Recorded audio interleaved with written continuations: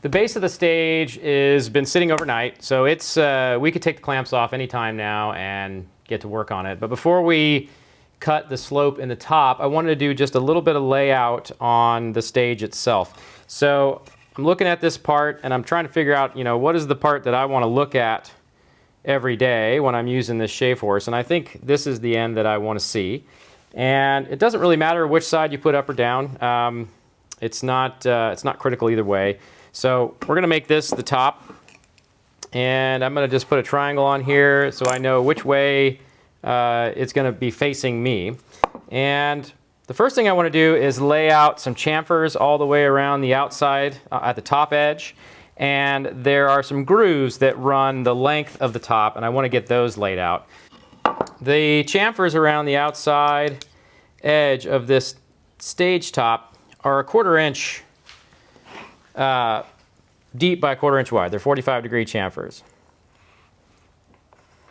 The reason for these chamfers is to protect the edges of the stage so it doesn't get chipped up, and also to protect your work so the stage doesn't damage it.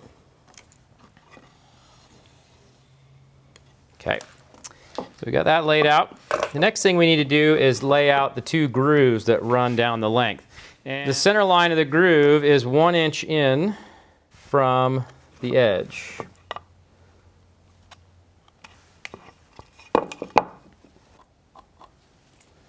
Okay, the next thing we want to do is figure out where the edges are.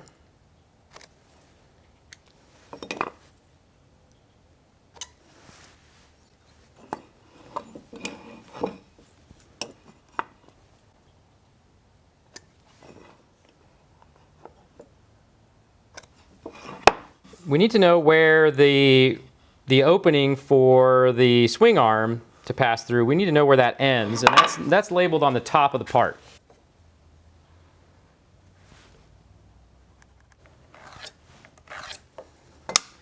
Okay, so now we know where that groove ends, but we need to know, the next thing we need to get is the angle to chop the end of this groove at, and we can get that from the lower part of the stage assembly just as soon as we cut it to shape. The first step we need to do is, after we've got this out of clamps, got the glue scraped off, is to true up this face.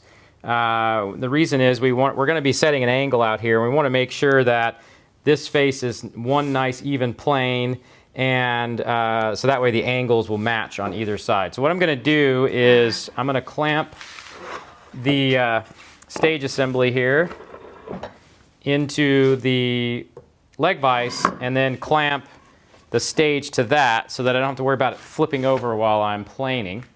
And all the grain direction is pointed the same way, so I don't have to worry about tear out while I'm cleaning this up.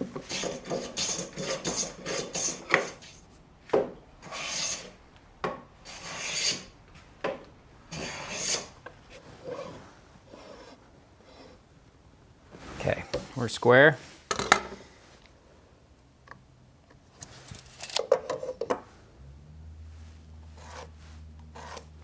Okay, so we've got a 7-degree angle that we want to put on here. That's what's in the plans.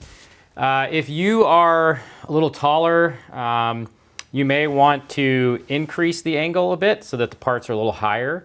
If you are a bit shorter, you may want to make it a little bit flatter. But keep in mind that after you assemble this part, if you use it for a while and you feel like you're working too high, you can actually lower the stage just by changing the angle here. Take the top back off, cut it to a different angle. You might have to drill a couple new holes in the top so that you got nice straight holes to screw into, but that's an easy way to adjust this shave horse to work best for the way you work.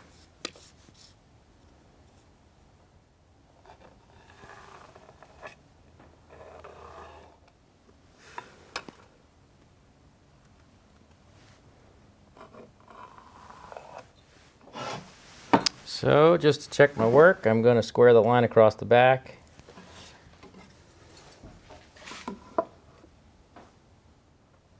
I'm a little bit off, so I may have set the angle wrong on one side. So here's what I'm going to do. I'm going to square this across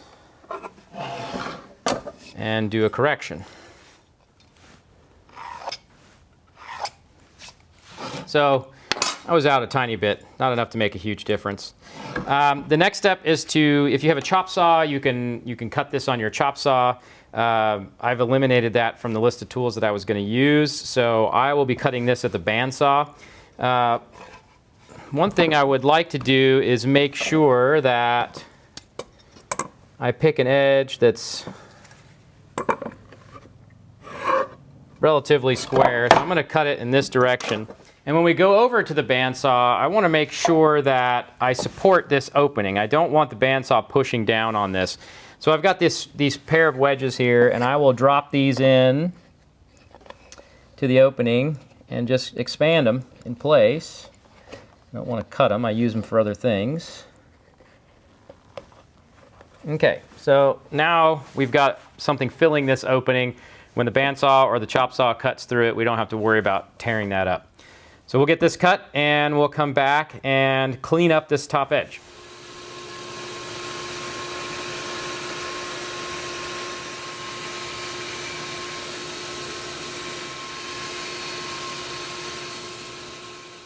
So if you got a straight cut here, you can leave this rough sawn like it is. You know, this piece is just going to get screwed down on top of it.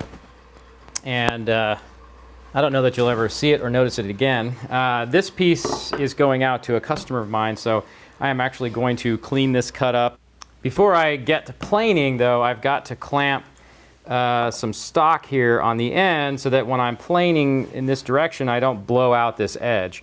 The other option would be to chamfer it, but I'd like to have a nice clean connection here between the bottom of the stage and this little area here. So I'm going to just clamp a piece of scrap here, and then we'll get to work.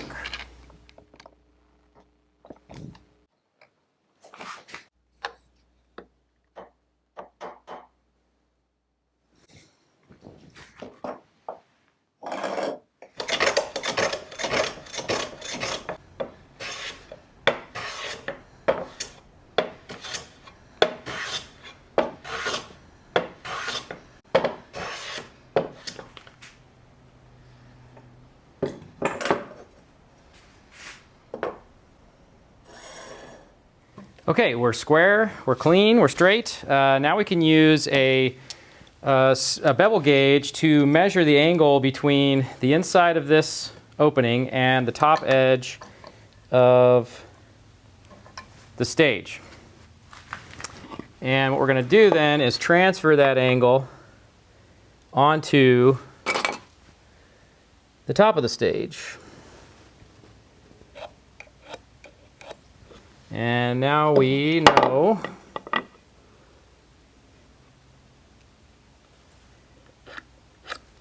what angle to chop that at. We also can use this to finish our layout here. So okay. Now because we did things a little bit differently with this by relieving the inside of this, the bottom part of the stage, we need to transfer this shape directly to the top of the stage. And the easiest way to do that is to just set it down on there. And what I'm doing is I'm sighting down this inside face, and I'm trying to get it on the line there. That's good. And then I want to gauge the sides.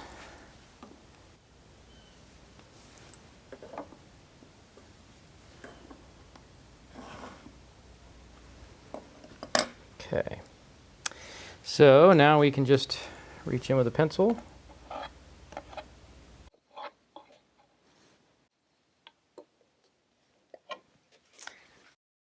Okay, so we can darken them up now.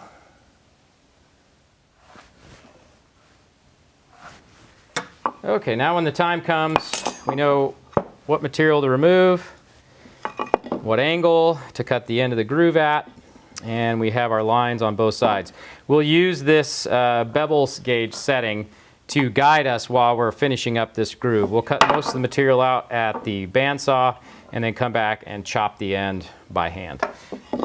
So the next step we need to complete is we need to put the chamfers all the way around. Oops, we didn't finish our layout before. And I wanted to mark the tops of these grooves so we can cut them later. Okay, now that our layout is done, we need to cut the chamfers around the top edge of the stage. And the reason we do this first is if you cut these grooves first and then you're cutting across the grain, you're likely to have little bits of blowout every time you run the hand plane across the angles. So we'll start by planing along the grain, then we'll go across the grain. And I basically have a block plane that I keep set up really rough to cut through chamfers quickly like this. And I'll just do it by hand. Looks like it wants to go that way.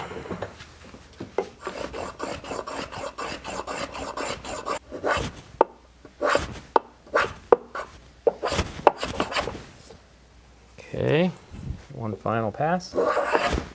Maybe two. Okay. And I'm skewing the plane so the cutting action is off the end of the board. If I go this way, I'm likely to chip and blow out and catch.